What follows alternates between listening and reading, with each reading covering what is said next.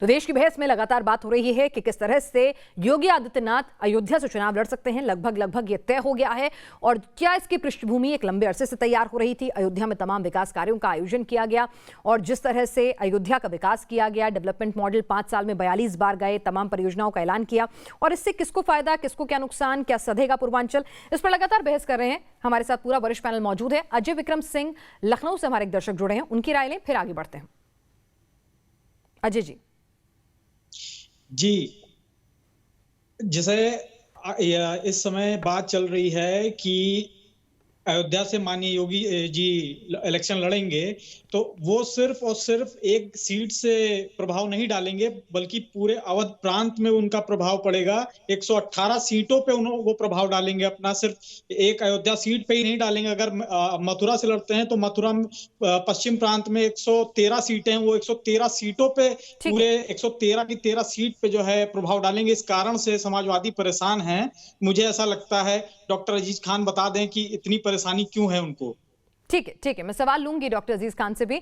लेकिन तहसीन, अगर देखा जाए जब से बीजेपी ने एक, जिसे कहते हैं ना कि बिल्कुल सामने खुलकर अपने हिंदुत्व के एजेंडे को दुनिया के सामने रखा, सत्ता में आने के बाद भी जिस तरह से लगातार रखा, उसके बाद हमने एक शिफ्ट देखा। राहुल प्रियंका भी मंदिर मंदिर जाने लगे, लेकिन साथ ही कांग्रेस के कुछ नेताओं के बयान जो हैं उससे इतर भी आने लगे, फिर राहुल के भी बयान आने लगे, फिर वो मंदिर जाते हैं। तो ये जो कंफ्यूज स्टेट है, ठीक है, मतलब क्या आपको लगता है कि कांग्रेस की रणनीति के लिए ये सही तरीका है? आप कांग्रेस एक बार तय क्यों नहीं कर लेती कि वो किस लाइन को फॉलो करना चाह रही है? टेंपल रन करना चाह रही है या फिर हिंदुत्व पर सवाल उठाना चाह रही है? पीना जी, आपके प्रश्न का जवाब दूंगा, उसके पहले मैं 2-3 चीजें जो लास्ट सेगमेंट में बोलना चाहता था वो आपके सामने रखना चाहूंगा।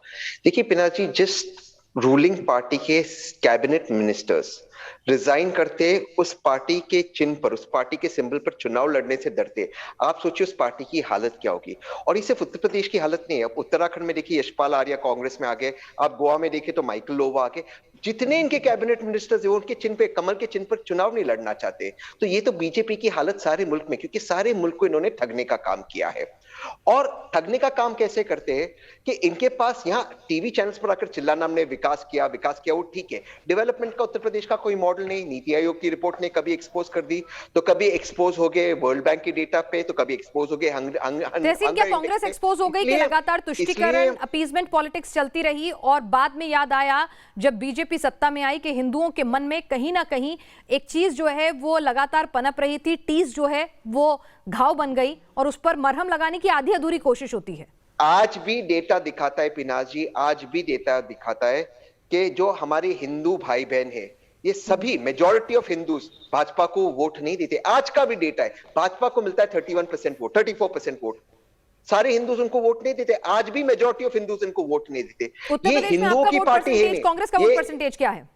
नहीं, एक सेकंड, मैं अपनी बात रख दूं, मुझे कुछ इंपॉर्टेंट बात करनी है। ये हिंदुओं की पार्टी नहीं है, ये मुसलमानों की पार्टी नहीं है, भारतीयों की पार्टी नहीं है, ठगने वाली पार्टी है। और मैं क्यों कहता हूं, आप मेरी बात को सोचिए। जब फ्रंट पेज पे इनका एडवर्टाइजमेंट आता, फ्लाईओवर कोलकाता का होता, फैक्ट्री अमेरिका की होती, प्रधानमंत्री जो उनके प्रवक्ता टीवी चैनल्स पर आकर झूठ बोलते कि 2017 के पहले 12 मेडिकल कॉलेज थे, फैक्ट चेक होने के बावजूद झूठ बोलते 47 मेडिकल कॉलेज थे। ये स्वास्थ्य मंत्रालय ने पार्लियामेंट में जवाब दिया उत्तर प्रदेश में, लेकिन टीवी चैनल्स पर आकर झूठ बोलते। तो ये झूठ बोलते।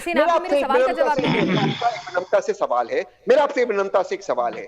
जब मेरी आप बार बार कहते कि ये हिंदू ने, ये जिन्ना प्रेमी है, क्या राहुल गांधी, क्या अखिलेश यादव, क्या प्रियंका गांधी कभी पाकिस्तान गए? जिन्ना की मजदार पे सजदा कौन किया? भाजपा वालों ने। पाकिस्तान आतंकवादियों को अफगानिस्तान कौन छोड़ा? भाजपा ने। बिना एजेंडा से पाकिस्तान जाके बिना नतीजा के लौटने वाले कौन थे? भाजपा के प्रधानमंत्री। दूसरों को भी मौका दे। ठीक है शहजाद, जवाब दें जी। अब पिनाज जी, चलिए, हमारे चिन्ह पर कुछ लोग लड़ना नहीं चाहते तो वो छोड़कर जा रहे। जिसकी पार्टी से 7 साल में 70 बड़े नेता छोड़कर चले गए हो, जब वो ये बातें करें तो पता नहीं किस आधार पर कर रहे हैं। परंतु इनके चिन्ह में इतना दम है तो प्रियंका वाड्रा जी क्यों नहीं चुनाव लड़ती उत्तर प्रदेश से? बता दे कौन सी सीट से लड़ना है। अमेठी छोड़कर भाग गए राहुल गांधी, वहां पर कह रहे थे उत्तर प्रदेश को किस प्रकार से अपमानित कर रहे थे, नॉर्थ इंडिया को अपमानित कर रहे थे, पूरे देश ने देखा है। पर मैं इनसे सवाल पूछना चाहता हूँ। चलिए, ये कहते हैं ना कि ये सबसे बड़े हिंदू यही है और सबसे ज्यादा इन्होंने काम किया है। तो बताइए, महंगाई की रैली में राहुल गांधी क्यों बोल पड़े कि हिंदुत्व जो है सिखों और मुसलमानों को मारना सिखाता है, हिंसा सिखाता है। इनके सलमान खुर्शीद जो बड़े वरिष्ठ नेता है, उन्होंने किताब महंगाई पर तो नहीं लिखी, विकास नहीं हुए वो उन कार्यों पर तो नहीं लिखी, किस पर लिखी? Hindutva is equal to ISI और बोको हराम। अब मैं इनको पूछता हूं कि बताइए कि बंद कमरे में राहुल गांधी ने नहीं कहा था कि हम तो मुसलमानों की पार्टी है? ये बार बार जाकर अपील नहीं करते? सिद्धू जी कटिहार में करते थे, मध्य प्रदेश में कमलनाथ ने किया है कि मुसलमान एक हो जाओ, वोट कर दो। पर हिंदुओं को बांटने के लिए कभी इनको ओबीसी बता देते हैं, कभी कुछ और बता देते हैं। और जहां तक ओबीसी का सवाल है, मैं आपको बताता हूं, हमारे साथ आज भी 113 से ज्यादा ओबीसी एमपी है, हमारे पास 100 से ज्यादा ओबीसी एमएलए है। तो क्या ये ओबीसी जो वर्ग के लोग हमारे साथ आज भी है, क्या उनकी कोई अहमियत नहीं है? और आज जो महान दल है, जो समाजवादी पार्टी का एलाई है, उन्होंने कहा है स्वामी प्रसाद मौर्य के बारे में कि वो तो दल बदलू है। अब समाजवादी पार्टी सम्मान की बात कर रही थी, हमने तो एक मौर्य को हमने उप मुख्यमंत्री बनाया। चलिए आप बता दीजिए कि मौर्य को बनाएंगे उप मुख्यमंत्री? अभी ऐलान कर दीजिए अजीज जी, ऐलान कीजिए ना। आप सम्मान करते ना, आप बता दीजिए। आपके पास आऊंगी, टर्न बाय टर्न सबको मौका मिलना चाहिए। अजीज खान साहब। अरे अजीज खान का जवाब आप क्यों देंगे? निकाह हो चुका है क्या आपका? सुनिए ना, अरे सुनिए ना, देखिए पिनाक जी ये ठीक कह रहे हैं। देखिए उप मुख्यमंत्री बनाते हैं, बिल्कुल बनाते हैं, लेकिन ये सम्मान नहीं देते, स्टूल पर बैठाते हैं। हम वो लोग नहीं हैं, हम जिसको जो बनाते हैं उसको उसी हिसाब से सम्मान देते हैं। अरे आप बता दीजिए ना, आप बनाएंगे कि नहीं बनाएंगे? अरे सुनिए ना, हम अपमानित नहीं करते हैं आपकी तरह।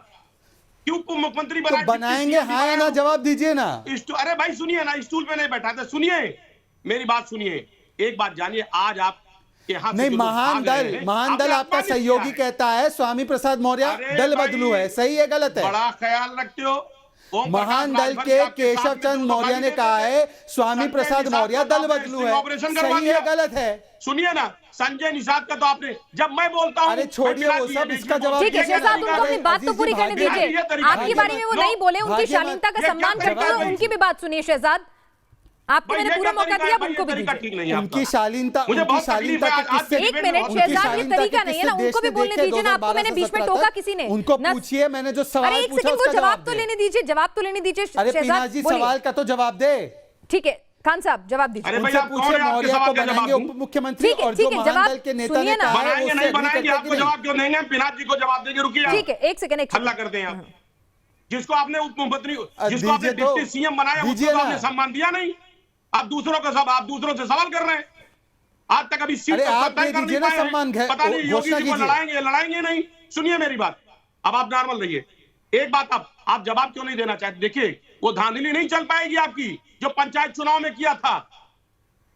पंचायत चुनाव में जिस तरीके से डीएम सब मिलकर के चुनाव लड़े थे, हमारे ये सिलेबस के बाहर है क्या आपके? आपने पर्चा नहीं भरने दिया था, प्रत्याशियों को पर्चा तक नहीं। डॉक्टर अजीज खान, जब आपने प्रेम जी से सवाल किए थे तो आपने जवाब की उम्मीद की थी, अब शहजाद के सवाल का जवाब क्यों नहीं दे रहे?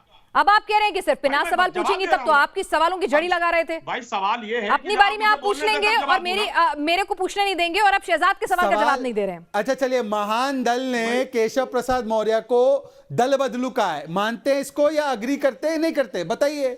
महान दल के केशव चंद्र मौर्य आपके सहयोगी, उन्होंने कहा है स्वामी प्रसाद मौर्य दल बदलू है, सम्मान है अपमान है? बताइए। ये बताइए जरा, संजय निषाद जी आपके कौन है अलायंस से? वो क्या क्या कहते हैं सुनिए ना, क्या कहते हैं संजय निषाद जी? उनके बारे में आपने सुना? एक बार अमित शाह जी को इतना बड़ा प्रोग्राम करवाया और मंच से उतरते लोग गाली देने लगे। अरे क्या जवाब देंगे? आपको तो अपनी सहयोगियों को अपमानित करते हैं, फरसा गिर गया सवाल पूछते हैं, इन पर फरसा गिर गया, परशुराम जी का फरसा गिर गया इन पर। आप देखिए ना, अरे भाई आपकी सहयोगी अनुप्रिया पटेल। अच्छा डॉक्टर अजीज खान साहब, आप लोगों ने खूब सारे सवाल जवाब एक दूसरे से कर लिए। मेरे डॉक्टर खान, आज आपने बहुत सारे सवाल किए ना, दिल खोल के सवाल किए। अब मैंने आपको कहा कि आप किया, लेकिन इन्होंने जवाब नहीं दिया। ठीक है, अब भाई मैं उसमें कुछ नहीं कर सकती, अब मैं उसमें कुछ नहीं कर सकती। देखिए सुनिए ना डॉक्टर खान, मैं उसमें कुछ नहीं कर सकती। अब आप सुनिए ना, मेरे सवालों के जवाब तो आपने भी नहीं दिए, अब उसमें मैं कुछ कर पाई? मैंने आपसे पूछा अखिलेश जी ने वैक्सीन लिया, आपने नहीं बताया। मैंने आपसे पूछा अखिलेश जी चुनाव लड़ेंगे, आपने नहीं बताया। तो अब आप बताइए, इसमें मैं भी तो कुछ नहीं कर सकती ना। आपने दोनों ही सवाल के जवाब आप भी नहीं दे रहे। क्या सवाल है आपका? पूछिए। अखिलेश जी चुनाव लड़ेंगे या नहीं? अखिलेश जी ने वैक्सीन ली है या नहीं? माननीय अखिलेश यादव जी, ये पूरी पार्टी विचार करेगी, कोर कमेटी हमारी है, जो तय करेगी वो होगा। हमारे नेता को भी चुनाव प्रचार करना है, लोगों से मिलना है, ठीक है सारा और दूसरा, लेकिन चुनाव प्रचार करना है, वैक्सीन बहुत जरूरी है। बहुत जरूरी है उनके लिए, तो इतने लोगों से मिलते हैं, इतनी भीड़ आती है। आप वैक्सीन की बात मत करिए, सुनिए पिनाक जी, नहीं करूं। सुनिए, वैक्सीन की बात मत करिए। जब वैक्सीन के लिए हमारे नेता ने उस समय स्टेटमेंट दिया था, उस वक्त क्यों भाई कोरोना के बारे में इतना ज्ञान दे रहे थे? क्या अरे कोरोना के बारे में इतना ज्ञान दे रहे थे आप? में जा सकते थे? कुंभ मेले को तो आपने कोरोना के नाम पर कितना बदनाम किया, पर अजीत जी के मुंह से जब केरला में ईद के बाद विस्फोट हुआ कोरोना का, तब अजीत जी ने और उनकी पार्टी ने एक शब्द नहीं बोला। कोरोना के बारे में, महाकुंभ के बारे में कई चीजें बोली अजीत जी ने, पर केरला में ईद के विस्फोट के बाद एक शब्द समाजवादियों के मुंह से नहीं निकला। बड़ा झूठ नहीं दुनिया में कुछ हो चलिए सकता है। ठीक है, ठीक है राहुल जी, आपने सबको सुना, सारी बातें सुनिए, क्लोजिंग रिमार्क यहाँ पर मैं आपसे चाहूंगी। पीनाज जी मुझे 2 लाइन चाहिए। पता नहीं ये जो बातचीत का तरीका है, मुझे समझ में नहीं आता पीनाज में क्या जवाब दूं, क्योंकि इतनी सारी बातें हुई हैं और ये एक तरीका चुन लिया गया है कि दूसरे को बोलने नहीं देना है। लगातार हम बोलते रहें तो दूसरा कुछ भी कह सके, तो वो ना कोई उसको समझ सके ना कोई जवाब दे सके। वो अब इस पर बोलने का कुछ मन नहीं होता। ईमानदारी से मैं आपसे कहूँ कि मुझे कोई इच्छा नहीं हो रही बात करने की।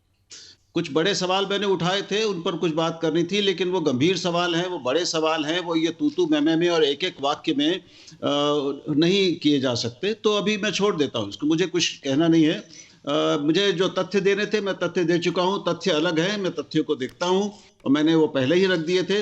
उन पर मेरी राय क्या है वो एक अलग प्रश्न है। मैंने दोनों को अलग रखा था। आपको बाकी लोगों को जिसको जो ठीक लगे वो मान सकता है, कोई फायदा नहीं है कहने का। चलिए तो तहसीन कुछ कहना चाहते हैं? देख करके पीनाज जी, बहुत दुख है कि आप पीनाज सही जी से डिबेट आपने कंडक्ट नहीं कराया, सही से डिबेट कंडक्ट नहीं कराया। बिल्कुल मेरी गलती है सारी। जवाब सवाल कर रहे हैं। कल को जो नतीजे आएंगे चुनाव के, उसे भी मेरे ठीकरे फोड़ दीजिएगा आप लोग, सब लोग, ठीक है ना? सारी चीजें हम लोगों की गलती है। मुझे एक लाइन चाहिए। पीनाज जी, मुझे आप एक लाइन देंगे? देश की बड़ी पीनाज जी सबसे पहले तो मुझे कोई आपके खिलाफ, मुझे लगता है आपने डिबेट ठीक से कंडक्ट किया है, तो मैं आप पे ये आरोप बिल्कुल नहीं लगाना चाहता हूँ। जैसे हम डिबेट कर रहे थे अभी, चौधरी अमर सिंह जी उन्होंने भी रिजाइन किया है और एक इनके एमएलए और एक विकेट डाउन हो गई इनकी। लेकिन मैं एक बात शहजाद जी से बड़ी विनम्रता से पूछना चाहता हूँ। देखिए शहजाद जी, जब कोई आपकी पार्टी में आता है तब आप कहते हो दाग अच्छे है, जब कोई चले जाता है तो आप कहते हो हमारा सिक्का खोटा निकला। ये कौन सी बात हुई? ये कौन सा तर्क हुआ?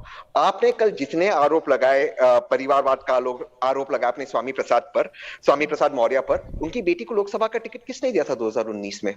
बीजेपी में दिया था ना।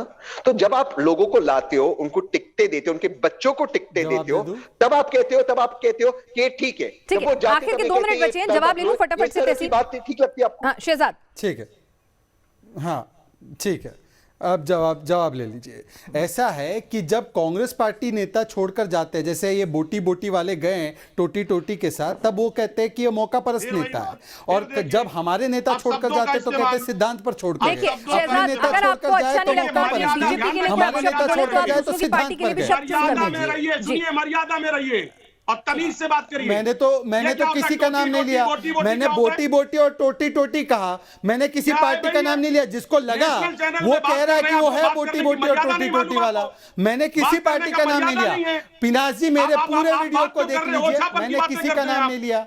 जिसको दर्द होना था उसको दर्द हुआ। अब मुझे नहीं पता क्यों हुआ, अब मुझे आगे की बात करने दीजिए। पिनाज जी पहले ही 3 वर्सेस 1 है, पहले ही 3 वर्सेस 1 है, पहले ही 3 वर्सेस 1 है। आप चाहती है तो मैं बोलूंगा, वरना नहीं बोलूंगा। कुछ नहीं है, आप चाहती है मैं बोलूंगा, वरना नहीं बोलूंगा। पिनाज जी ठीक है शहजाद, मुद्दे की बात पर आए, आज के विषय पर आ जाएं एक बार फिर से। क्लोजिंग, क्योंकि रिमार्क में जा रही हूँ, आप सत्तारूढ़ पार्टी को रिप्रेजेंट कर रहे हैं और मुद्दा भी उसी से जुड़ा हुआ है, तो उस पर वापस आ जाएं शहजाद। मुझे बोलने दीजिए जी, मुझे बोलने दीजिए। हाँ, मैं तो मुद्दे पर ही था, ये मुद्दे से भटकते हैं। जब बंगाल में कई सारे नेता हमारी पार्टी से जुड़ रहे थे, तब यही कांग्रेस वाले तहसीन पूनावाला और बाकी लोग कह रहे थे कि देखिए ये तो पैसों के दम पर इनको बुला रहे हैं, देखिए ये तो किस प्रकार से सारी चीज़ों का इस्तेमाल करके उनको बुला रहे हैं। आज उनके वो भी सिद्धांत बदल गए। और बाय द वे मैं आपको बता दूं, हरिओम यादव, सैनी जी, धर्मपाल यादव, इस प्रकार से 19 सिटिंग एमएलए, मिनिस्टर और पूर्व मंत्री हमारी पार्टी में 3 हफ्तों में शामिल हुए हैं। तो क्या इससे भी आप कुछ रुख तय करेंगी, या केवल जो 4-5-6 लोग समाजवादी पार्टी की ओर चले गए उसी से रुख तय करेंगी, क्योंकि उनका टिकट कटने वाला था यहां पर? तो देखिए, मुझे लगता है अगर आकलन करना है तो दोनों मापदंड। राहुल जी, इस पूरे डिबेट में एक चीज मैं आपसे, एक सवाल मेरा आपसे है कि क्या अब देश का वोटर इतना परिपक्व हो चुका है कि वो विकास के मुद्दे को कहीं ना कहीं समझे और उसे समझ में आ जाए कि किस तरह से उसकी धर्म विशेष की भावनाओं को चुनाव आते आते एक तरीके में भुनाने की कोशिश होती है हर पार्टी द्वारा। नहीं, मैं नहीं समझता कि अभी ऐसा हुआ है। अभी तो हम पाते हैं कि वोटर भी अपने कई अलग अलग धाराओं में बहता है। इससे पहले वो संप्रदाय के साथ साथ वो जातियों की धाराओं में भी बहता था, क्षेत्रवाद में, वर्गवाद में बहता था। अब धर्म ने सारे कम से कम हिंदू समाज के भीतर की धाराओं को ढक लिया है। और अभी सबसे बड़ी जो ताकत है, सबसे बड़ी जो धारा है और प्रभावित करने वाली लोगों के मानस को है, वो है धर्म। मैं हिंदुओं के भीतर की बात कर रहा हूं और मैं समझता हूं कि मुसलमानों में भी ये बहुत बड़ी हद तक ये होगा। तो अभी स्थिति ये है कि ये इस ध्रुवीकरण से दोनों पक्षों को फायदा होता है। हिंदू मुसलमान के बंटने से एक तरफ सपा को फायदा होता है, दूसरी तरफ भाजपा को फायदा होता है। और इस पे अब इतनी बातें हो चुकी हैं, कोई बहुत ज्यादा विस्तार की तो चलिए इस सत्य को हम अभी नहीं बदल सकते हैं और हर पार्टी अपने हिसाब से जो है वो इसको भुनाने की कोशिश भी करती है और हमारी जनता को भी यही लगता है। आप बिल्कुल, राहुल जी ने जो बात की, 98% लोगों को लगता है कि योगी जी के अयोध्या से लड़ने से फायदा होगा। जो अवध रीजन की सीटें हैं उन पर भी असर पड़ेगा और आगे पूरे उत्तर प्रदेश में भी एक संदेश जो है वो जाएगा। तो आप सभी लोग इस चर्चा में शामिल हुए, आपका बहुत बहुत शुक्रिया।